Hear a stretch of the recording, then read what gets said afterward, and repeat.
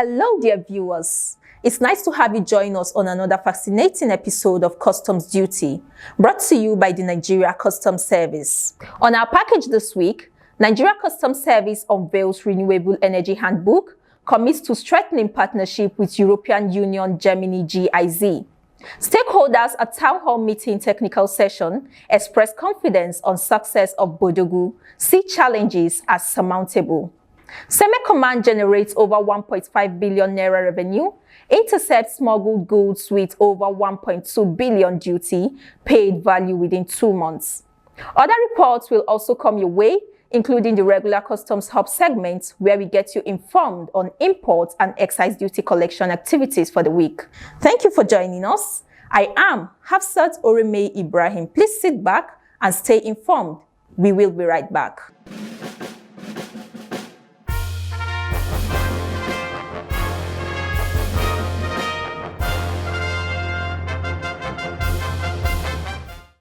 The presidency announces that the tenure of the Comptroller General of the Nigeria Customs Service, Mr. Bashir Adewale Adeniyi, MFR, hitherto due to expire on August 31, 2025, has been extended by 1 year, and a press release signed by Bayo Onanuga, Special Advisor to the President on Information and Strategy. The extension, approved by President Bola Ahmed Tinubu, GCFR, will enable Mr. Adeniyi to consolidate ongoing reforms and complete critical initiatives of this administration, including the modernization of the Nigeria Customs Service, the implementation of the National Single Window Project, and the execution of Nigeria's obligations under the African Continental Free Trade Area AfTA Protocol. President Tinubu recognizes Mr. Adeniyi's steadfast leadership and commitment to service. The president is confident that this extension will further strengthen the Nigeria Customs Service in achieving its strategic mandate of trade facilitation, revenue generation, and border security.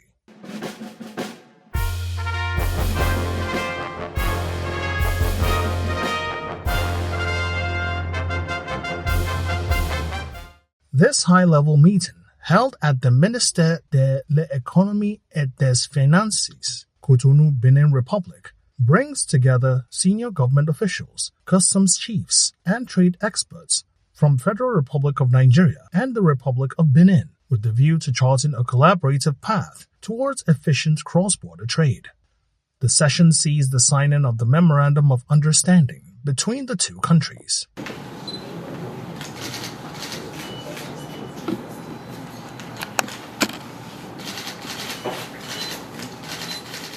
Nigeria's Minister of Industry, Trade and Investment, Mrs. Jumoke Adewale, comments. Let us seize this opportunity to build trust, align our interests, and pursue sustainable growth together. Nigeria remains committed to a collaborative, rule-based, and opportunity-driven relationship with the Republic of Benin. The promise of African trade lies in our ability to be inclusive, interconnected, and innovative, ensuring that progress is shared by all. She further accentuates the benefits of signing the MOU. This is a significant trade relationship. Nigeria and Benin, a lot of businesses depend on trade across the border and across several different points. We have several symbiotic relationships, also transshipment and reducing of smuggling. So it's a win-win for both administrations to make sure that there's proper legality, our duties are also up, and that our traders comply with the legal framework across our countries and the region. While speaking with members of the media, the Comptroller General of Customs, Adewale Adeniyi, MFR, reaffirms Nigeria Customs Service's readiness to execute the trade agreement's outcomes and ensure its alignment with Nigeria's national trade priorities, as he also voices out his expectations. We are hoping that we are going to be removing all the non-tariff barriers to trade. We're going to be making it easier for them. If you take the customs, for example, connectivity is being established. We are going to be managing transit trade better. We are going to be establishing new corridors for transit and transshipment trade. So we are hoping that with trade, there would be prosperity that will be following trade, just like we have it in other parts of the world where you allow trade to develop or prosper. He shares what the Nigeria Customs Service is doing to boost export trade that would more fruitfully benefit the nation, especially with the signing of this Memorandum of Understanding. Development of export has been identified as a major pillars for President Tinubu's economic agenda. Development of export productions and to making Nigerian trade more competitive is one of the agenda of the president, and that's why we have decided to key into that.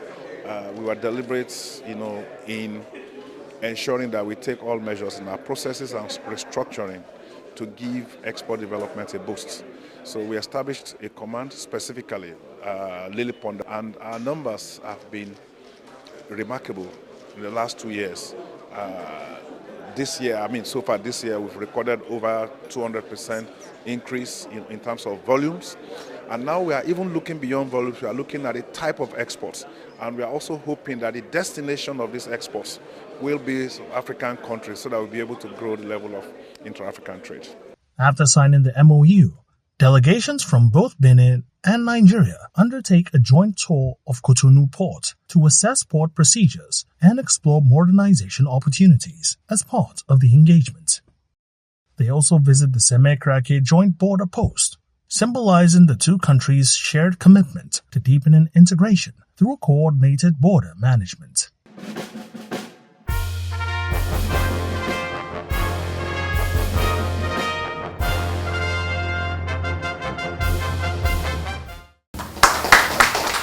There goes the unveiling of Renewable Energy Handbook on import and export procedures for renewable energy equipment, and indeed, a reaffirmation of the Nigeria Customs Service's commitment to facilitating responsible trade and improving compliance in the renewable energy sector. This is a collaborative initiative between the service, the European Union, the German Embassy, and GIZ. If we look at renewable energy, we look at every aspect, from capacity building in the sector, working with developers, attracting investment, providing access to finance, skills development in the sector, working with the Ministry of Power also on policy development, working with the regulatory bodies of sorts. So there is the whole scope of looking at the sector. In his submission, the Comptroller General of Customs, Bashir Adewale Adeniyi, MFR, underscores the relevance of the handbook. I believe that the publication of a handbook like this will offer us the opportunity to simplify create understanding for the importation process, and it is something that is done on a sustainable basis. So since that environment is dynamic, we will see this product as a living product. It's going to be a living document, and there might be the need for us from time to time to take a second look at them, possibly to review updates. If there are new rulings by WCO and things like that, we'll have to update them from time to time. So once again, I want to reaffirm that there is indeed strength and successful outcome in collaboration like this. He stresses the readiness of the Nigeria Customs Service to collaborate in a wide range of areas. There are so many other areas where we will be willing to collaborate with you. There are other issues apart from further borders, terrorism, financing. We need to build the capacity of our officers. We need to let people understand what they need to do. There's still a lot of arms and drugs coming into the sub-region, the West and Central Africa sub-region. And the way these things are traded is that when they bring it into one country, from there, that country serves as a kind of a warehouse, and then from there, they send it to other countries. It's the same with wildlife.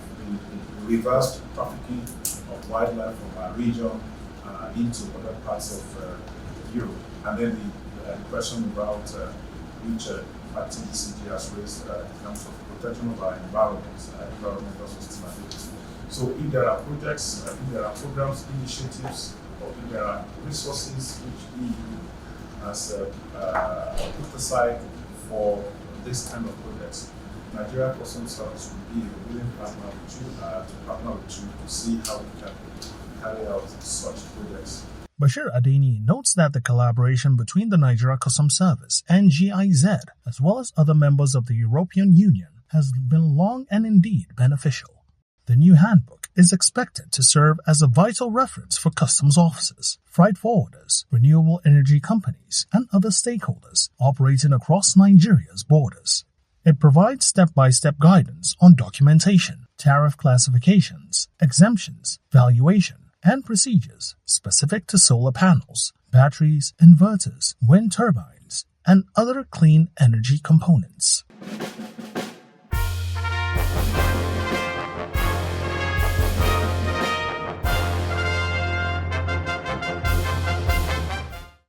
Nigeria Customs Service's town hall meeting with stakeholders on Bodogu clearance has held, and takeaways from the session abound. In this episode of the program, we delve into technical sessions of the meeting, where discussions on the successes, challenges, and way forward regarding Bodogu implementation take center stage. First, we look at the session where discussions center on enhancing transparency, speed, and revenue via full participation.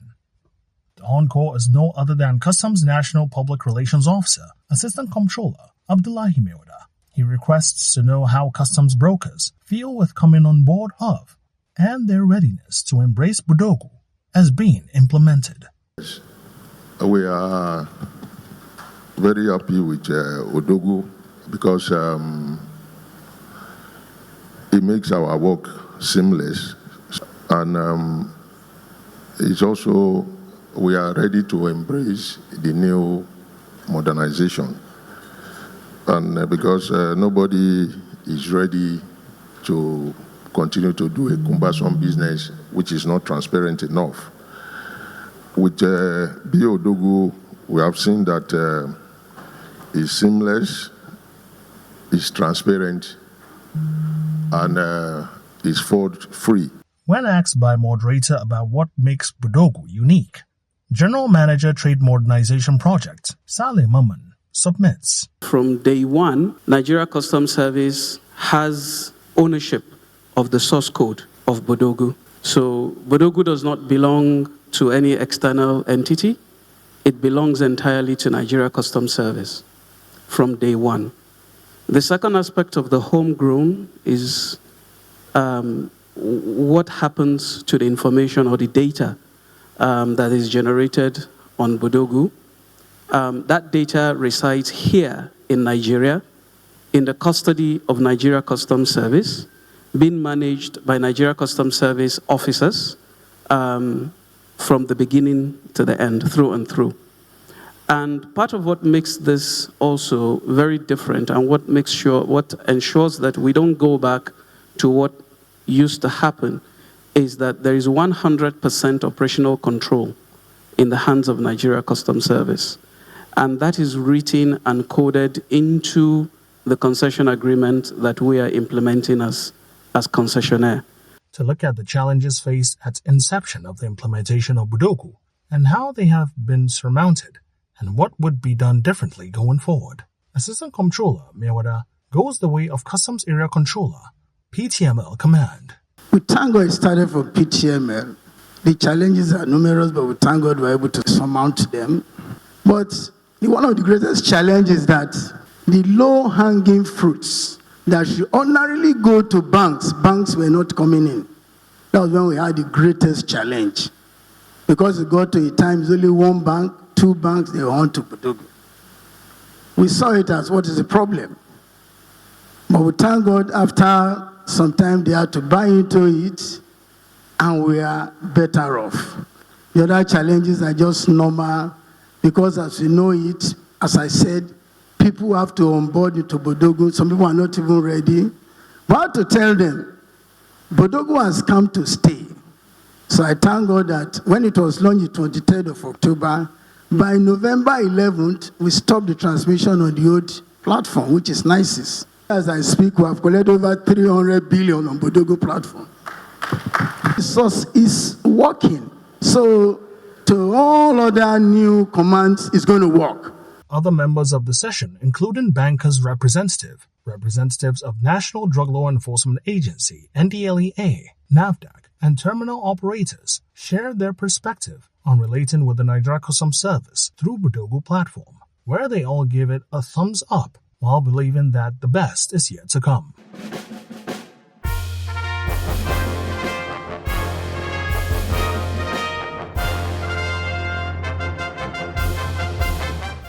In line with its commitments to safeguarding the nation's economy, protecting critical national assets, and combating the menace of smuggling, the Nigeria Customs Service, through Operation Whirlwind, has intensified its surveillance and enforcement operations across strategic flashpoints known for illicit petroleum product smuggling activities, with the desired results continually trickling in.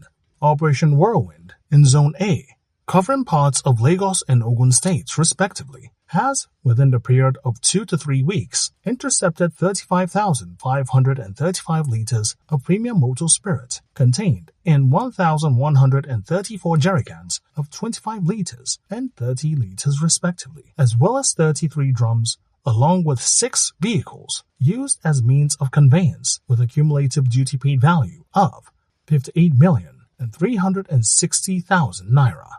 Comptroller General of Customs, represented, summarizes the ills of smuggling, while he warns deviants. It is pertinent to note that the smuggling that is being witnessed within the country does not only result to revenue loss for the country, but also places additional pressure on already strained fuel supply chain in the country. We cannot afford to allow saboteurs to compromise our national interest for personal gain.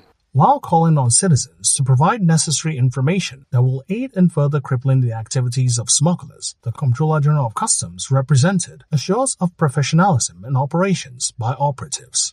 The service is deeply committed to executing its mandate with the utmost professionalism and its strict adherence to extant regulations.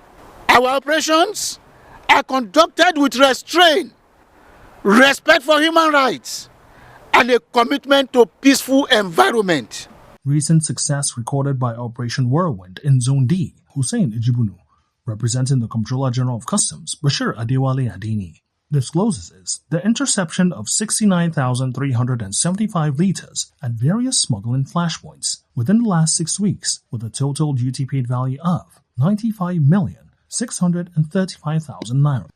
As he reports one ugly incident of attack on operatives while carrying out official duty, he emphasizes that the law is not silent about it.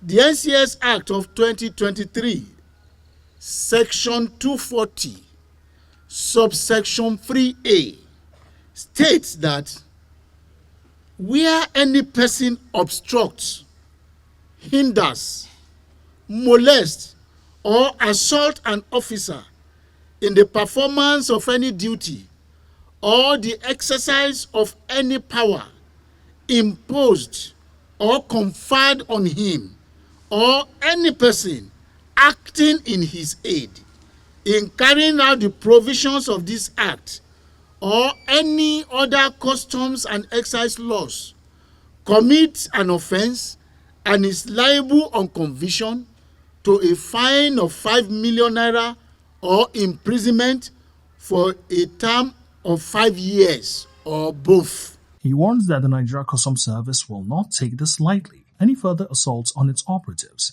as it will act swiftly in accordance with provisions of the law.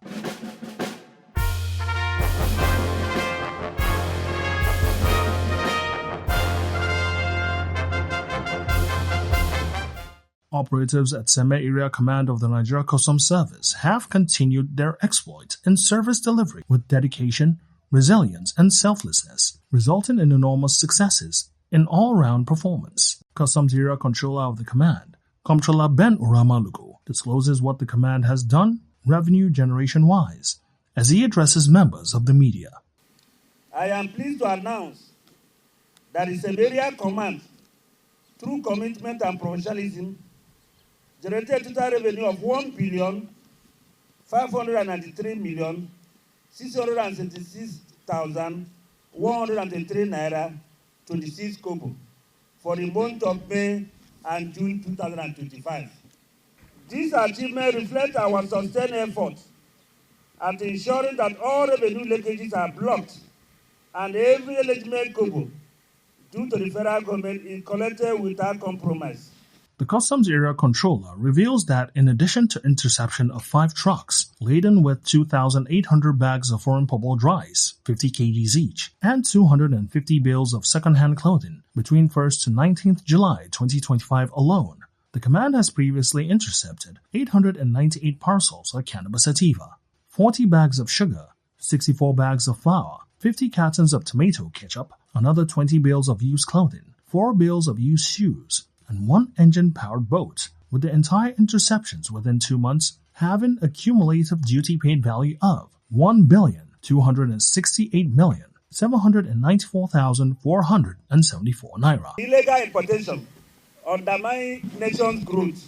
Let me make it clear that Samaria Command is not and will never be a fertile ground for smugglers. This monumental decision sends a strong message to those involved in illicit activities that the operations of the command remain resolute, equipped, and prepared to enforce the federal government's fiscal policies with unwavering determination. Comptroller Orama Lugo points to the success of his command in export. In line with federal government agenda on economic diversification through non-oil exports, the command facilitated the movement of 1,837 trucks, equivalent to over 116,000 metric tons of made in Nigerian goods. This export had a free on board value of 22,338,388,976 naira and 10 kobo only, while the National Export Supervision Scheme fee stood at 111,841,944 naira and 87 kobo. He assures legitimate traders that the Lagos-Abidjan corridor remains safe and open for business, both import and export. The Customs Area Controller uses the medium to hand over the intercepted cannabis sativa to National Drug Law Enforcement Agency, NDLEA. Hello, and welcome to the segment Customs Hub on Customs Duty. We take a look at the total number of pre-arrival assessment reports issued and revenue collected from Friday 25th July 2025 to Thursday 31st July 2025. The total amount of pre-arrival assessment report, also known as PAR, issued for the week amounts to 5,285. The Nigeria Customs Service also generated 20,845,914,669 naira in revenue for the week.